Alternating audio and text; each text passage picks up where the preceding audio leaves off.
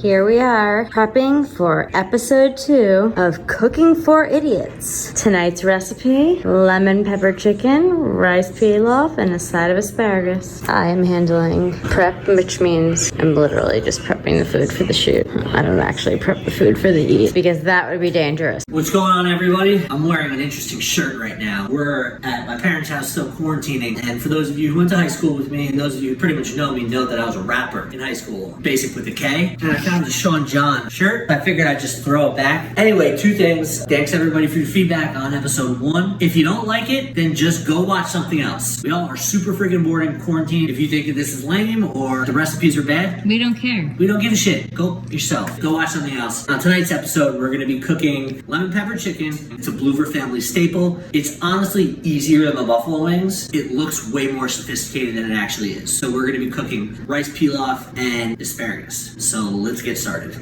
Like I said, this is extremely easy. We literally only have 3 ingredients. First, I'm making this for my mom, my fiance, and myself. I got us 3 pieces of bone-in chicken breast. Very important to get the bone-in chicken breast because it has the skin, which gives it the crispiness. Whatever brand you want, just take a look at the chicken, make sure it's big enough. This happens to be Bell Evans. How important is crispiness? Crispiness is, again, it's gonna be a theme with everything. Rice pilaf, get Near East. It's the best brand. Been using it forever. Tried to do rice-a-roni last week and it was freaking terrible. So we won't be doing that, and we're gonna be just seasoning this with lemon pepper seasoning. I know that if you're a real cook, you probably are gonna wanna use real lemon, use real pepper. Again, this is cooking for idiots. This is delicious. Just use regular seasoning and that's fine. So what we're gonna do here is we're preheating the oven right now to 425. I know that a lot of people say that you should wash your chicken before you start cooking. That is actually a falsehood that has come up in just the past years. You dry it a little bit just to get that moisture, that wetness off a little, but do not wash it because that's how you can spread salmonella. I always used to wash my chicken, but I just found this out in the past year. And what we wanna do is just dry it off a little bit. And we're gonna, all right, so you wanna spray some olive oil onto here. When I say spray, my mom has this really cool contraption where you put the olive oil on and you can spray it onto things. This is not working. Oh, there we go. There we go. There's a spray. Obviously, you're doing this just so the chicken doesn't stick. You're gonna need yourself a, what do you call these things? A spreader? Spatula? Oh no, I have That's no not idea. a spatula. I don't know what that is. Hello, idiots. What is that, a brush? Yes, Looks like a paintbrush. Yes, it's a brush for cooking. So, all right, we got our olive oil down, so let's transfer the chicken onto the pan. And again, like I said, this is so easy, we're almost halfway done. Awesome for production purposes also. After you touch chicken, you should always wash your hands, and especially in the quarantine right now, you know, coronavirus, COVID-19. You know. Wash your hands. So these next 2 steps are by far the most important. What we're gonna do is we're gonna coat the 3 pieces of chicken with olive oil.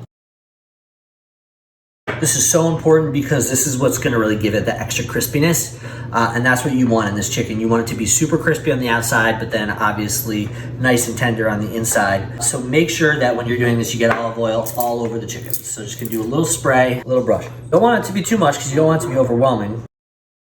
Just enough to get that shininess. You want the shit looking golden. These are actually 3 really nice pieces of chicken. That's what she said. No. That doesn't fit. That's what she said. So now for my favorite part. We're at 425, which we're preheating this to. And how long do you put the chicken in for? About 45 minutes, but it's another one of those things where you use the eye test to tell when you're done. So, all right. Now for another one of the most important parts is I'm going to season the chicken with the lemon pepper seasoning. One of the main things that I do when I cook, and I believe this wholeheartedly, is you should never skimp on the seasoning. With the lemon pepper chicken seasoning, I'm going to literally put this everywhere on every single piece of these chickens. This is very important. Never skimp on your seasoning. You can't over season anything in my book. Gonna just put this on the front and the back. It's really, really important that you make sure that you get all of the skin covered in seasoning because that's really gonna give you your crunch. You literally wanna get every single part of this covered. And that includes the side. A lot of people forget the side.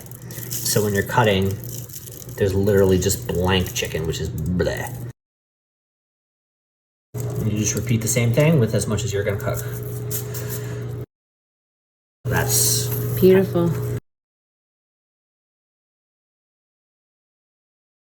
all right.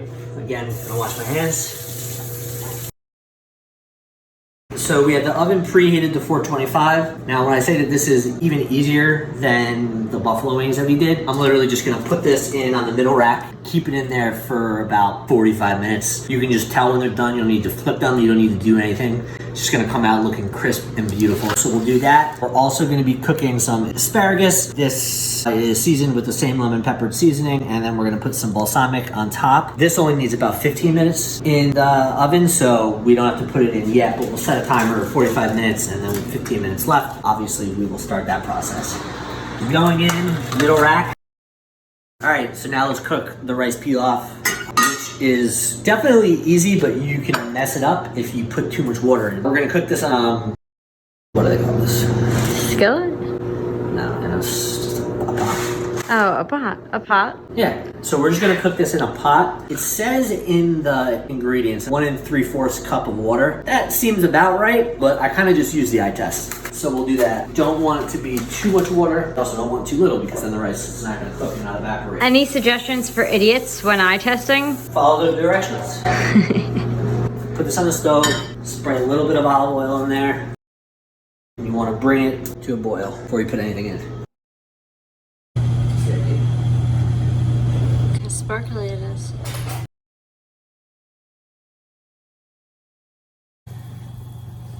I would say we're at a boil. So we got this to a boil. Put your rice and your seasoning in at the same time. Wait till it gets back up to a boil, which should take like 10 seconds. And then we're gonna turn it down and let it simmer for 25-30 minutes until the water is completely evaporated. All right, rice pilaf for idiots. All right, so turning this down to a light simmer and putting the top on. Got it. Check this periodically, like every 5 to 10 minutes, and just stir. Make sure that everything is in place. And in about like 5 minutes, we're gonna check on the chicken and the rice and put the asparagus in. Beautiful. There's literally nothing to do. I'm just sitting here. All right. All right, my sous chef is now gonna set the table. One of the most difficult parts of this whole thing. I don't know what's going on here. Is this like a interpretive dance of some sort? Actually, that was my specialty growing up. Do you know what side the fork goes on and what side the knife goes on? Knife goes on the left. The fork goes on the right. Is that correct? Because I don't know the answer to that question. I'm not sure, but I was a hostess for 4 years at Wilds Barbecue, a BR Guest restaurant, so I should know. Are there more righties or lefties in the world? Right. So wouldn't it make sense for the knife to be on the right I side? don't know why either should be on either side. I actually didn't attend etiquette school, but obviously. Probably think I did, but I didn't. I'm not sure why either utensil has to go on either side. Just pick it up and start using it. Perhaps there is a real reason why you put something on one side and something on the other. Okay. I can't stress this part enough, and that's from just past experience. Once you're getting towards the end of taking things out of the oven and checking on things, wear an oven mitt or like a paper towel. I can't tell you how many times I've freaking burnt myself because I'm just like, oh, I'm just gonna check it for a second. Rice pilaf looking delicious, actually. Almost done. Good. What's not done about it? It looks done to me. Looks like it has 1% moisture left. Specific to what you said. Last check. Rice is done. It looks so good. Yep. Perfect. Perfect. Now we're gonna check on the chicken and asparagus. At this point, you need some tongs. Ooh. You see how that's looking extra crispy? Beautifully burnt and crispy. But, How's the asparagus doing? How do you know when the asparagus is done? just the way that it looks. Yes, balsamic glaze. So the final thing that we're gonna do is we're gonna add a balsamic glaze. So this is a balsamic glaze called Blaze. We're just gonna sort of scoot this a little bit. Responsible, actually. Yeah. All right, so you see how crispy the skin is? Like, look at that bubble right there. On this one, that's gonna be an awesome bite. It's done. All right, if you have any thoughts or recommendations on things that you want to see me cook, leave them in the comment section below.